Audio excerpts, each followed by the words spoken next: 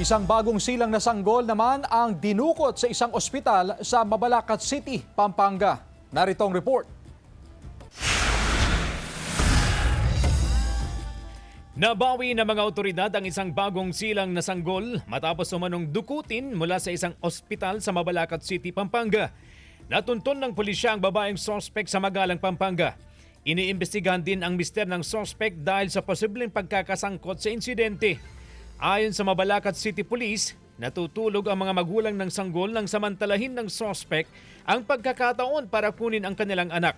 Binalot umano ng balabalang sanggol at inilagay sa eco bag. Nagtulog yung mga tao sa kinuha niya, binitbit niya. Actually may nakakita akala naman nila na kamag-anak. Kasi yun nga, nung gabi nga na yun, inanggaling na doon yung matanda, nakipagpintuhan, tapos nagawa niyang buhatin yung bata. Makala mo talaga kamag-anak nila. Ligtas ang sanggol at naibalik na sa kanyang pamilya.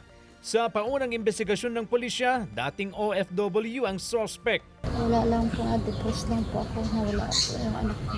Postpartum depression, sa depression niya na gano'n, pagkawala ng anak niya, gusto lang niyang parang palitan yung anak niya.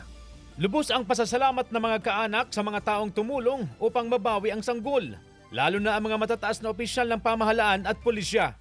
Kami po yung magulang ng bata at nagpapasalamat po kami. Nahaharap sa kaukulang reklamo ang sospek. Inaalam na rin ng otoridad kung paano nakalabas ng ospital ang sospek kasama ang sanggol at kung may naging pagkukulang sa seguridad ng pasilidad.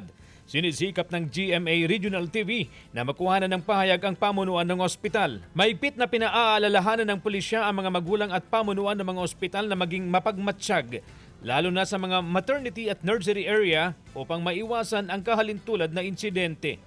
CJ Torida, One North Central Luzon.